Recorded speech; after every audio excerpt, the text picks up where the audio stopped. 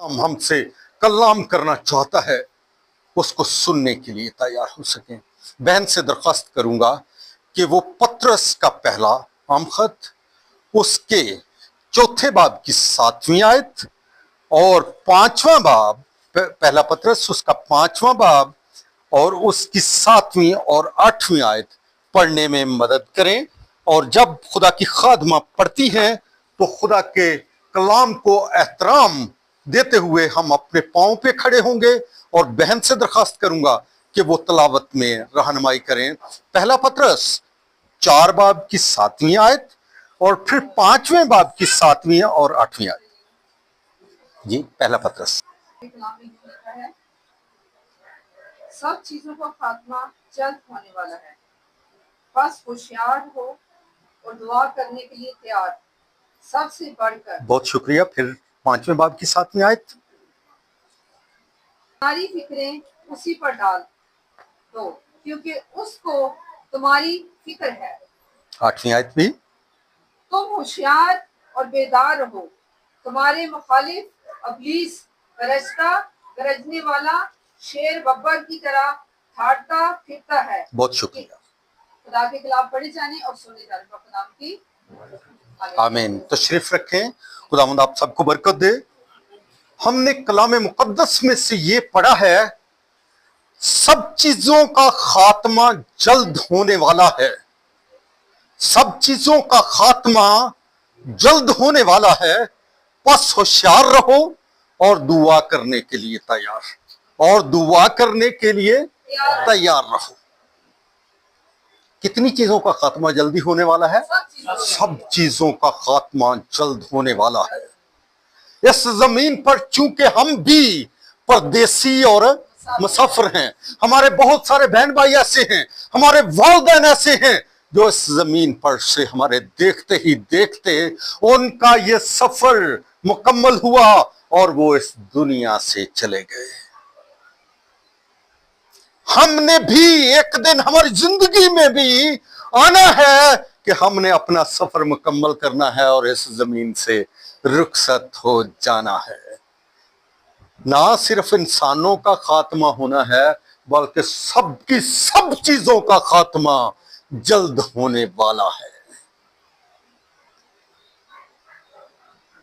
ना सिर्फ जिंदगियों का खात्मा होता है, बल्कि कुछ और चीजों का भी खात्मा होने वाला है, और वो जल्दी होने वाला है। बस होशियार रहो और दुआ करने के लिए तैयार। होशियार इंसान वो होता है जो वक्त से पहले तैयारी करता है। जब मुसीबत सर पे पड़ जाए और फिर तैयारी शुरू करे, अब बारिश आने वाली है तो लोग पहले से छतरी का इंतजाम रखते हैं कि बाहर निकलेंगे तो बारिश से हम बच सकें। इसी तरह से घर की चीजों पर गौर करते हैं। सौदा सल्फ जो घर का होता है उस पर गौर करते हैं कि कौन सी चीज जो है हमारी कितनी मकदार में रहती है, ताकि पहले से उसका इंतजाम करके रखें। वरना अगर कभी मेहमान लेट नाइट आ गया, पादरी साहब चाहे तो जरूर बना दे पर हम पत्ती जेड़ी है खत्म हो गई है। होशियार इंसान वो है जो वक्त से पहले तैयारी करके रखता है। फौजी जो लड़ाई वाले होते हैं वक्त से पहले अपनी बंदूकों को साफ सूफ करके रखते हैं, और कभी कभी चला के उनको चेक भी करते हैं कि ये चल रही हैं या नहीं चल रही, वरना जंग शुरू हो जाएगी और बंदूक का गोला दबाएंगे और बंदूक नहीं चलनी, जंग लग चुका होगा, कोई फायदा नहीं होगा। होशियार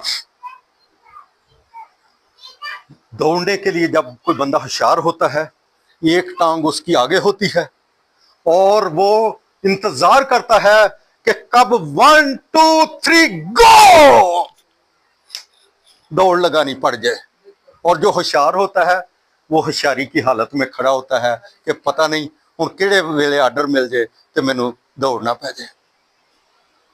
तो जो होशियार नहीं होगा सुस्त कंवारी बना रहेगा, और सुस्त कंवारियों का अंजाम बाइबल मुकद्दस में बहुत बुरा लिखा हुआ है कि जब वो दरवाजा बंद कर देगा तो मौका नहीं होगा कि सुस्त कंवारियां अंदर जाएं और उसके साथ जश्न में शामिल हो सकें।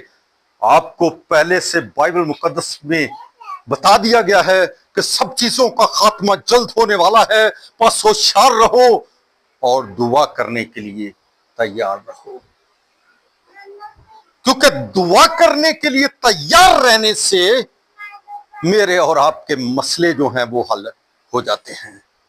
दुआ के लिए तैयार रहने से मैं और आप खुदा के साथ अपने तल्लुक को मजबूत से मजबूत बना सकते हैं।